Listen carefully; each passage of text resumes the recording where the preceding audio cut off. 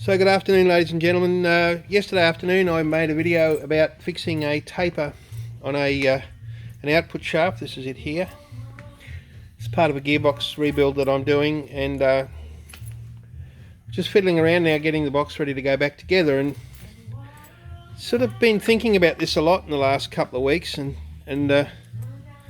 it's been kind of difficult with the coronavirus thing sweeping the world and what might happen to our economies. And funnily enough, we're very busy, and it goes back to mechanics and times and things that have happened in my life. I'm 65, and in the days when I was a kid, all the mechanics were wizards as far as I was concerned, and they did work in a particular way. A lot of them that I was interacting with were British people that had migrated here, and they were a particular kind of mechanic, and we had a lot of British cars on the roads back then. When I opened this shop, I didn't ever intend it to be a sausage machine. I used to own Bridgestone Tyre and Mechanical Centres. We had a big car yard in Brisbane that used to sell 300 cars a month, and we had 4 or 5 or 6 mechanics working for us: detailers, upholsterers, spray painters. And it was a sausage factory. My Bridgestone Tyre Centres were sausage factories. We got cars in, we serviced them quickly. Most of them were, run-of-the-mill cars. We carried stocks of brake pads and oil filters and air filters, and we did $149 services like they all do. And when I started this business back up in earnest, when I came back from the John Deere and Wool Shed in 2016, I didn't want to do that. I had a little shed that I'd had for 15 years or so.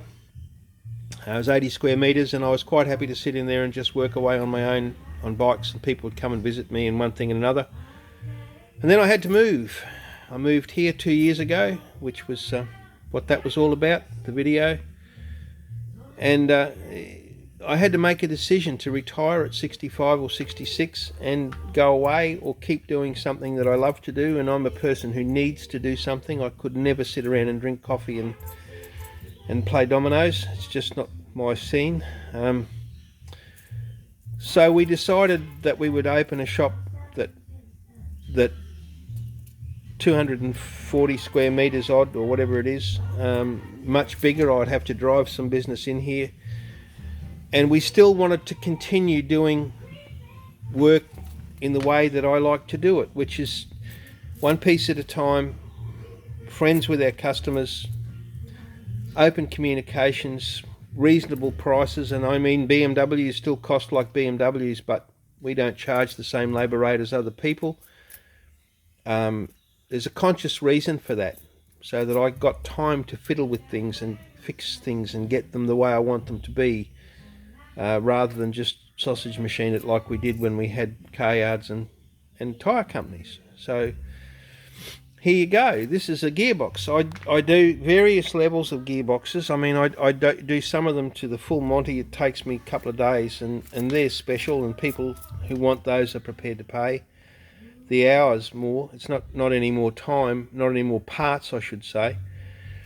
But this is a gearbox that needs a bit more attention just because of the way things have worked out with it. So I thought I'd just show you. So this has been done up. It's got American sealed bearings in it, funnily enough, plus NTNs.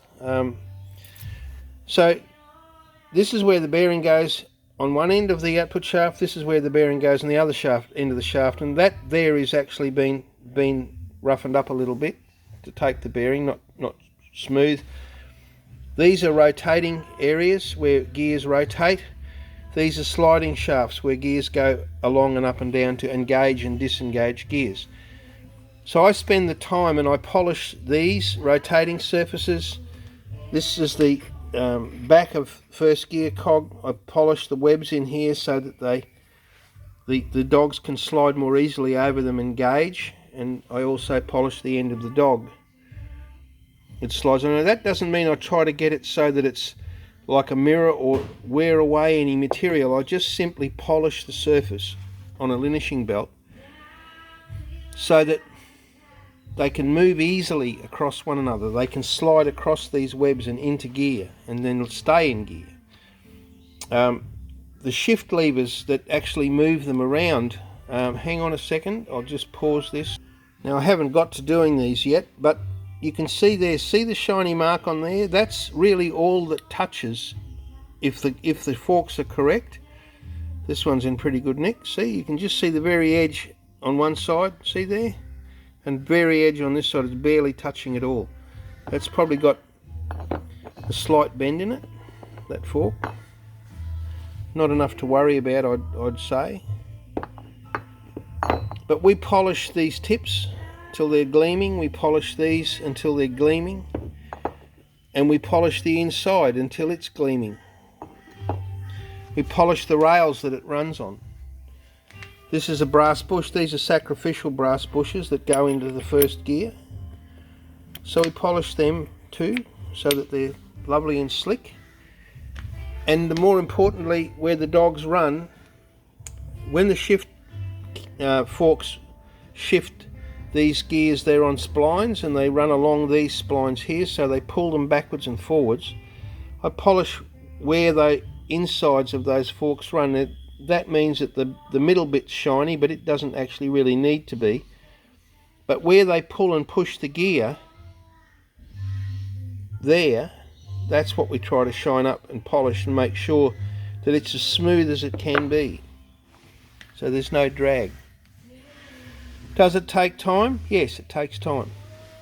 Does it take effort? No, it doesn't take a lot of effort.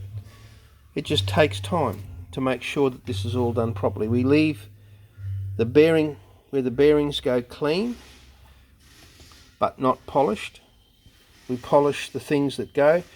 This bush here, if ever you take it apart, it's held on both sides by a circlip and a spacer. You've got to be really, really careful, because the oil hole in it oils up with an oil hole drilled into the shaft. And it's on a spline, so it doesn't turn like the other bushes do. These other bushes spin, and they've got an oil well in them. See in the centre?